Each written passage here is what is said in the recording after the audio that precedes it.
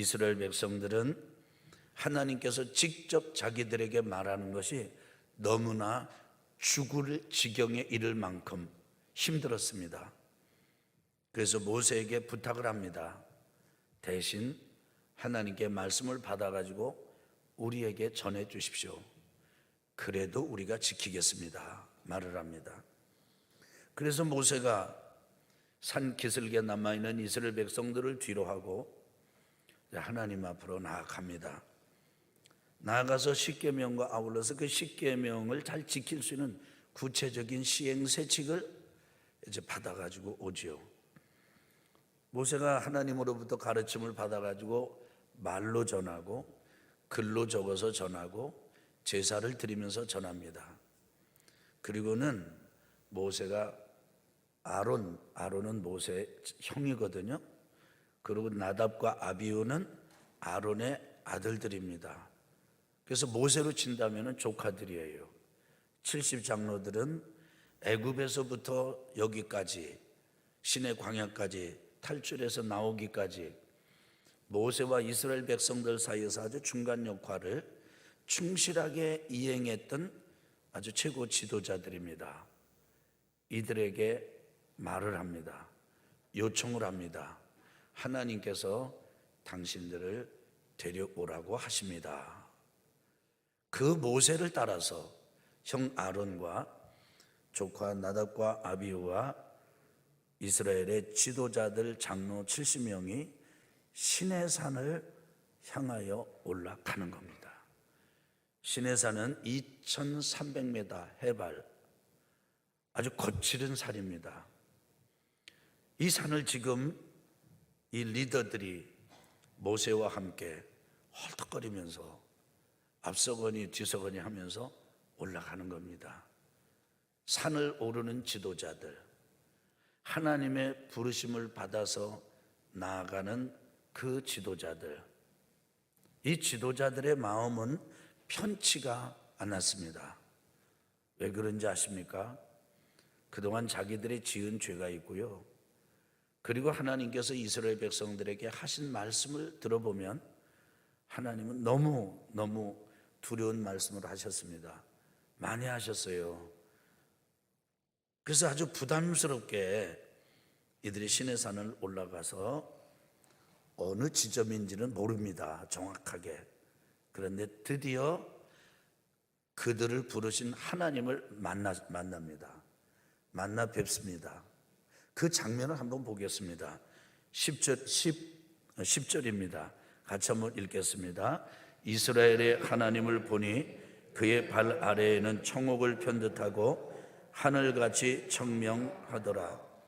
이들이 하나님을 대면할 때, 하나님을 만나 뵐 때, 하나님을 경험할 때 이들의 주목을 하나님께서 하나님의 임재와 영광을 경험하면서 이들의 주목, 이목, 이들의 모든 관심을 확 잡아 끌었던 것은 하나님의 다른 모습이 아니라 서신 무대입니다.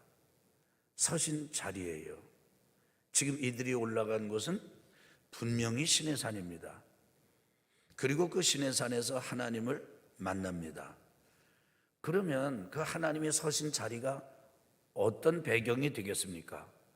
무대가 무엇입니까? 시내산이죠. 시내산은 우리나라 산들처럼 나무가 많지 않습니다.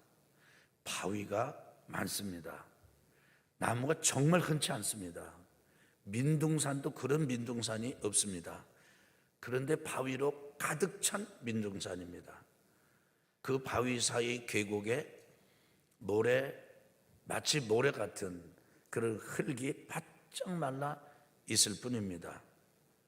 그런데 하나님이 서 계신 그 자리는 바위도 아니고 흙도 아니고 산도 아닌 것이에요. 보니까 하나님이 서 계신 그 발 아래는 이 사람들이 설명을 하고 묘사를 하는 겁니다. 이 출애굽기를 기록한 사람이 모세거든요. 이 장면을 직접 경험한 사람도 모세 아닙니까? 그래서 다른 사람들과 함께 본 하나님 보는데 하나님을 경험할 때 그 발 아래를 보게 됐어요. 너무 특별했기 때문입니다. 마치 하나님이 서 계신 그 발 아래는 청옥으로 포장을 한 것 같다. 청옥은 옥인데 파란 옥을 말하는 겁니다. 근데 청옥이라고만 하질 않고 이렇게 말씀합니다. 한번 따라해 봅시다. 그의 발 아래에는 청옥을 편듯하고, 한 번만 더요. 하늘같이 청명하더라. 청명이 무엇입니까? 아주 밝고 맑은 것을 말합니다. 근데 뭐가 그렇다는 거예요? 하늘이 밝고 맑은 하늘같이 하나님이 서 계신 발 아래 무대가 그렇더라는 거예요. 여러분, 밝은 이런 아주 쾌청한 하늘을 바라보신 적이 있습니까? 올려다보면 볼수록 푸르르기가 그지없습니다. 맑고 깨끗하고 그야말로 청명하지요. 하나님이 그런 무대 위에 서 계시더라는 거예요. 이 장면에서, 이 모습에서 우리가 짐작해 볼 수 있는 것 틀림없습니다. 그것은 하나님을 만날 때 헐떡거리며 모세와 함께 일행이 돼서 산을 오르던 그들이 하나님이다. 그 하나님을 경험할 때 이들이 그 하나님의 임재와 영광을 견디지 못하고 꿇어 엎드렸다라고 하는 것을 충분히 짐작하게 해줍니다. 하나님께서 이목을 끄신 것도 그렇고 이들이 바라보는 눈앞에 펼쳐진 것도 감히 하나님의 얼굴을 바라보지도 못하면서 바라보고 쳐다본 것이 하나님의 발 아래였던 거지요. 특별한 하나님을 경험합니다. 그 다음에 어떤 일이 일어나는지 보십시오. 11절입니다. 같이 읽어볼까요? 하나님이 이스라엘 자손들의 존귀한 자들에게 손을 대지 아니하셨고, 그까지만 읽어보겠습니다. 이렇게 이 사람들이 아주 파란 하늘을 무대로 삼으시고 계시는 하나님을 경험할 때 모세는 그 장면에서 한 가지 사실에 주목합니다. 그것은 하나님께서 이스라엘 자손들의 존귀한 자들에게 손을 대지 아니하셨다라는 점입니다. 너 왜 내 동생에게 손을 자꾸 대는 거야? 너 만약에 내가 너에게 손을 대기 시작하면 절대 멈추지 않을 거야. 이럴 때 손을 댄다는 뜻은 무엇입니까? 치는 걸 말합니다. 때리는 걸 말합니다. 그냥 말로 하는 것이 아니고 물리적인 어떤 이 책망을 하는 걸 말하는 거죠. 여러분, 하나님께서 손을 대시면 무섭습니다. 하나님께서 손을 대셨을 때 이집트의 바로가 어떻게 됐습니까? 이집트의 나라 백성들이 어떻게 됐습니까? 하나님께서 많이 대신 것도 아닙니다. 딱 10번 손을 대셨습니다. 나일강을 피로 바꾼 것으로부터 시작해서 마지막에는 짐승까지도, 이스라엘 모든 백성들까지도, 바로까지도 장자들에게 하나님께서 손을 대셨습니다. 10번이 넘어가지 않았어요. 11번까지 가지도 않았습니다. 항복했습니다. 하나님 앞에 무너졌습니다. 이스라엘 백성들을 보냈습니다. 하나님의 손을 대시면 이렇게 무섭습니다. 그렇게 손을 대지 않았다는 거예요. 왜 이 점을 이렇게 유독 강조할까요? 손을 댈 만한 사람들, 하나님에게 책망을 받을 만한 사람들이었는데 어찌 된 건지 그 거룩하시고 어미하시고 성결하시고 깨끗하신 하나님께서 그 지도자들에게 책망을 하지 않으셨다는 거죠. 모세는 이 점에 아주 주목합니다. 책망하지 않고 어떻게 하셨다는 거예요? 그 하나님을 경험할 때 이스라엘 백성 지도자들이 가진 건 또 하나는 뭐냐? 마음이 풀어진 겁니다. 마음이 아주 기쁜 거예요. 두려움이 사라졌습니다. 부담감이 싹 사라진 겁니다. 마음을 얽어매고 옥죄이고 누르고 있던 것들이, 눌림들이 다 사라진 것이에요. 갑자기 그 산에 이 사람들은 불려온 게 아니고요, 소환을 당해서 온 것이 아니고, 여러분 군대에서 이런 말이 있거든요. 야, 너 화장실 뒤로 와. 이러면요, 그 아주 고약한 일이에요. 그런 심정이거든요, 이 사람들이요.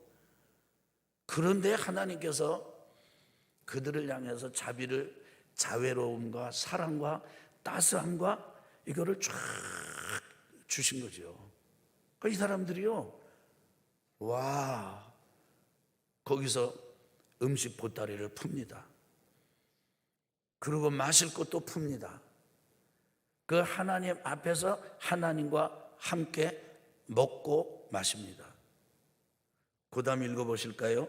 저를 따라해 보십시오. 그들은 하나님을 뵙고 먹고 마셨더라. 아멘. 계시록 3장의 말씀에 보면, 내가 문 밖에서 두드리노니 누구든지 내 음성을 듣고 문을 열면 나는 그에게로 들어가 그로 더불어 먹고 그들은 나로 더불어 먹으리라 말씀하신 게 있습니다. 여러분, 하나님과 겸상을 한 거예요.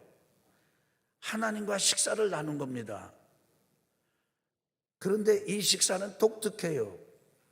하나님과 함께 파티를 열은 거예요. 어디에서요? 신의 산에서요. 장소가 어딘지는 몰라요. 신의 산에서 그랬습니다. 근데 이들이 올라갈 때의 마음은 어땠는지 아십니까? 불려가는 거예요. 소환당하는 겁니다. 보자, 데리고 와라.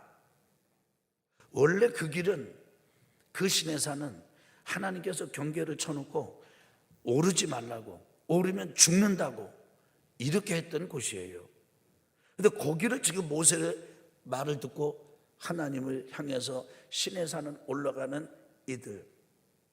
이들은 편편치 않은 오름 그리고 등정이었는데, 거기가 소환당한 곳이 아니고 소풍을 간 것이 된 거죠. 어디로요?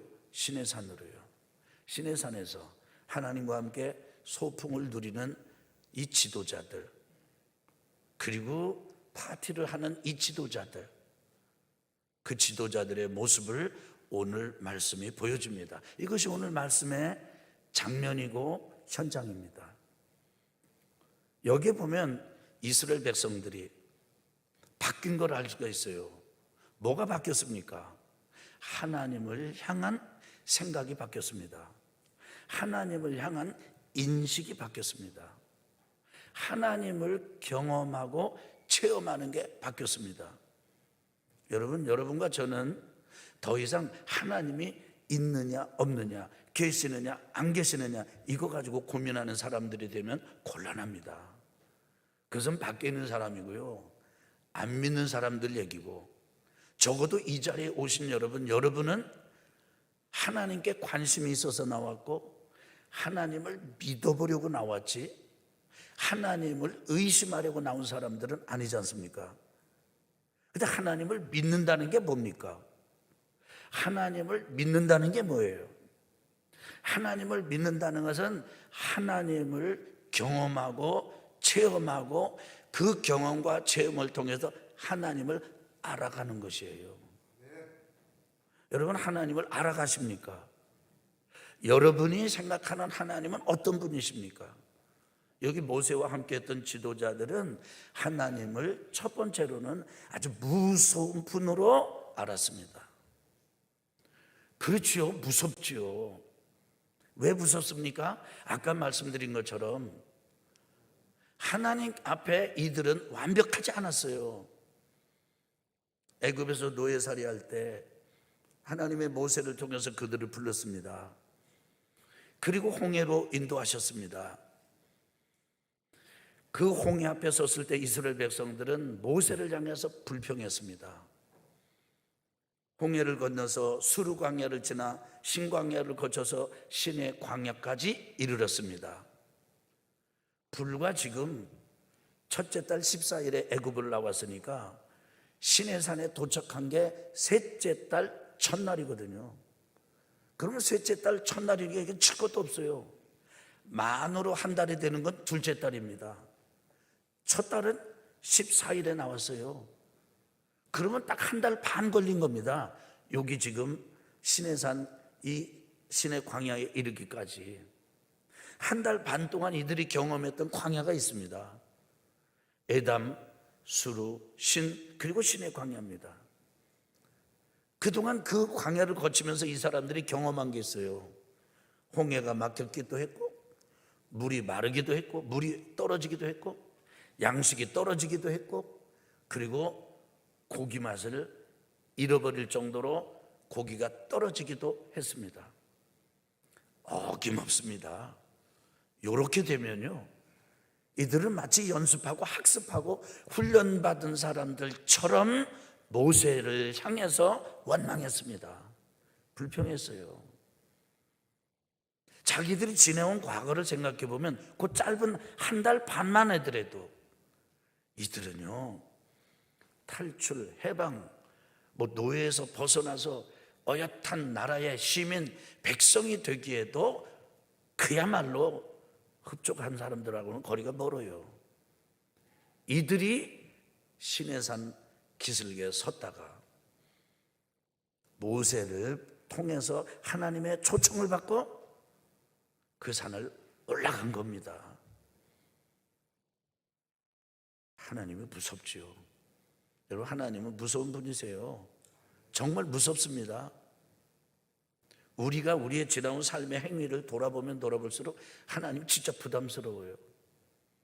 하나님께서는 이스라엘 백성들에게 이렇게 막 시내산에 강림하실 때 그냥 편안하게 강림하신 게 아닙니다. 그냥 시내산 정상에 우레가 치고요, 번개가 치고, 불이 막 치솟고, 연기가 치솟고, 그냥 나팔 소리가 엄청나게 크게 울리고, 그리고 지금 그 하나님께서 이스라엘 백성들에게 아주 짙은 구름 속에서 말씀하셨어요. 그러면서 하시는 말씀이, 내가 너희들이 나를 좀 무서워할 줄 알도록 하기 위해서 이런다, 이렇게 하셨습니다. 여러분, 여러분과 제가 하나님을 무서워하는 것, 이것은 나쁜 게 아니에요. 틀린 게 아니에요. 그런데 무서운 하나님만 알면 안 됩니다. 하나님을 우습게 여기셨습니까? 하나님을 농담거리로 삼으신 분이 계십니까? 혹시 하나님을 조롱하던 삶을 살던 분이 안 계십니까? 하나님 앞에서 우리가 살면서도 하나님의 무게를, 하나님을 전혀 부담도 갖지 않고 그냥 함부로 생각하고 함부로 말하며 함부로 사셨던 분이 계십니까? 무서운 하나님이심을 기억하십시오. 그런데 더 나아가십시오. 두 번째는 이들은요, 하나님을요 어떻게 알았냐면은 손을 대시는 하나님으로 알았어요. 하나님이 손 대시는 걸 직접 봤으니까요. 10번의 손을 대셨는데도 불구하고, 그리고 그들이 너희들 가라 해서 그 허락을 받고 애굽에서 나왔음에도 불구하고 바로가 어떤 소식을 듣습니까? 이스라엘 백성들이 헤매고 있다는 소식을 듣습니다. 이집트에서 나와가지고 가나안으로 가는 길이 있다고 그랬잖아요. 불과 안 걸려서 쫙 올라가 버릴 수 있는 길이 있다는 것을 말씀드렸지 않습니까? 그런데 그 길로 안 가고 이스라엘 백성들이 에단 광야 이렇게 헤매고 있다고 하는 얘기를 듣습니다. 바로가 쾌재를 부릅니다. 쫓아갑니다. 군대를 동원하고 10번 얻어 터진 건 벌써 또 잊어버렸어요. 그리고 쫓아가서 이스라엘 백성을 덮치려고 할 때, 그때 이스라엘 백성들의 앞에는 홍해가 있었습니다. 뒤에는 바로의 군대가 있었던 거죠. 하나님께서 그때 바로의 군대에게 어떻게 손을 대셨습니까? 그 홍해가 이스라엘 백성들은 걸어 나오는 탈출구가 됐지만 바로와 바로의 군대는 수장당하는, 몰살당하는 곳이 되고 말았습니다. 하나님이 손대시면 끝입니다. 여러분, 하나님이 손을 안 대셔가지고 여러분과 제가 이렇게 있죠. 하나님이 손을 대시면 어떤 인생이든지 끝장납니다. 혹시 여러분, 제가 그렇게 이야기한 거 기억하시나요? 앞으로 10년을 두고 보십시오. 하나님 앞에 경거망동한 발언, 대적하는 삶을 살았던 대한민국의 지도자들이 어떻게 되는지를 보십시오. 저는 예배상에서 드린 말씀입니다. 그렇게 이야기할 땐 저도 몰랐습니다. 그런데 지금 기도하면 기도할수록 저는 느낍니다. 그것이 여러분과 이 시대를 향한 하나님의 주시는 마음이고 예언이라는 것을 깨닫습니다. 저는 이미 2-3 손가락을 카운트했습니다. 와, 이렇게 기승하던 사람들이 이렇게 허무하게 무너져? 여러분, 하나님이 손을 대시면 견딜 수 있는 사람 아무도 없습니다. 하나님은 손을 대시는 분이세요. 그런데 손을 대시는 분만 알면 안 됩니다. 더 있습니다. 하나님은 좋으신 하나님이세요. 이들은 산을 올라가면서, 그리고 하나님을 뵈면서, 더군다나 그 푸른 신의 산이 아니에요. 분명히 올라가는 건 신의 산인데, 그 신의 산에서 뵙는 하나님은 신의 산에, 우리가 그들이 경험했지만 신의 산 위에 계시는 분이 아니에요. 푸른 청옥 무대 위에 계시는 분이에요. 그냥 신의 산이 아니고 전 우주 이 역사를 통치하시는 하나님은 신의 산 위에서 만나시나 신의 산 위에 계시는 분만이 아닌 거죠. 그러니까 더 죽을 맛일 것 아니겠습니까? 진짜 무서운 하나님, 손을 대신 하나님. 그런데 그 하나님이 이 백성들에게 손을 안 대시는 거예요. 바로에게 대신 것처럼 안 대시는 거예요. 사실은 이런 말이 어떨지 모르지만 보르장머리가 없기는 바로나 이스라엘 백성이나 도찐 개찐입니다. 뭐 더 낫다 할 수 있는 게 없어요. 신앙생활을 하면 할수록 우리가 그런 걸 느끼지 않습니까? 아, 하나님, 저나 세상 불신자나 별반 다를 게 없고 다 똑같은데 이렇게 구원해 주셔서 너무 감사합니다. 돌봐주셔서 감사합니다. 여러분, 그렇게 기도하게 되지 않으시던가요? 저는 그렇습니다.